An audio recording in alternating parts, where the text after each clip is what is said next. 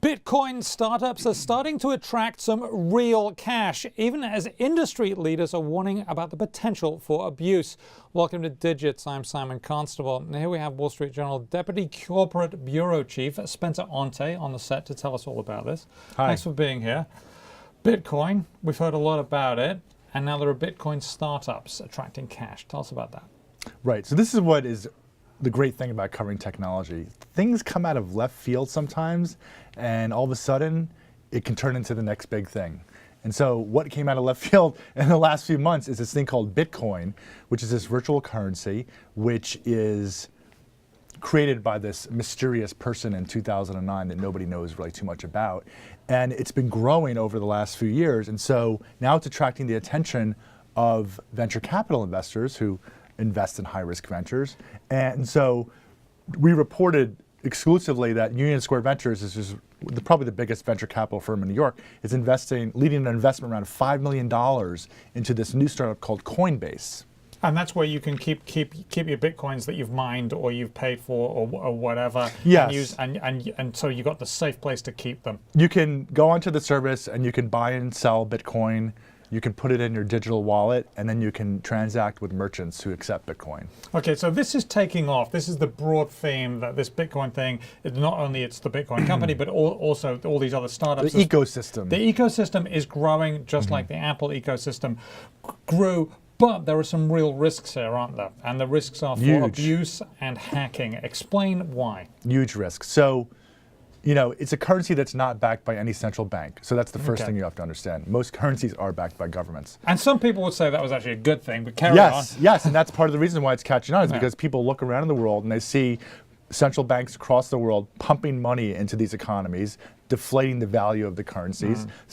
Look at what happened in Cyprus. You know, the money you had in the bank really wasn't even worth anything. And so the risk is that people can attack some of these exchanges, okay? And this happened a few months ago where there's an internet denial of service attack on Mt. Gox, which is this Bitcoin exchange based in Japan. It's the largest exchange. And what they said in their press release is that they attack the website and then people can't buy and sell, right? Because the site goes down. And so people panic, naturally. And then they start doing panic selling, okay? And the price of the Bitcoin plummets. And then the attackers accumulate Bitcoin. And then once they get it on the cheap, you know, then they stop their attacks, and then a natural market reappears, and then the price starts rising. And so this is part of the thing we're beginning to see with some of these Bitcoin exchanges. And this is an unregulated part of the market here. That you would think would be a real sort of thing that would make people want to shy away from it, but still people are piling into this. I've got friends who've got small businesses saying, hey, I'm going to make it so you can pay with Bitcoins now. Yeah, so one of the interesting facts about Bitcoin is that the person who created it put a cap on the number of Bitcoins at 21 million Bitcoins, right? And 11 million of them have been distributed so far. So part of the theory of the investment Bitcoin strategy is that it's a limited supply, and as demand grows, it will naturally lead to an increase in the price of this unit of currency. And so that's what some people are betting. Other people are thinking it could turn into a legitimate payment mechanism because if you use a credit card, there's a transaction fee of 2.5% to 3%. And so part of the theory is that this will spread around the world because merchants will adopt it since they're very low margin businesses, a lot of these retail establishments, and then they could basically make some more money by accepting Bitcoin.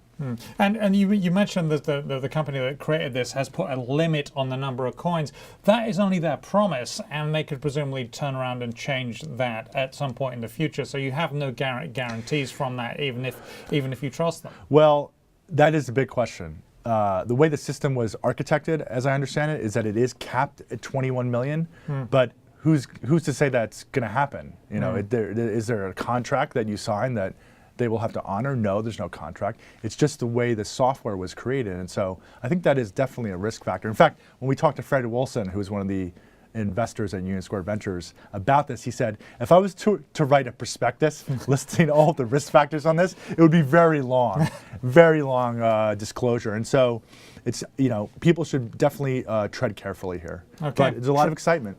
A lot of excitement, but tread carefully. Spencer Yeah. Onte of the Wall Street Journal. I'm Simon Constable, and that was Digits.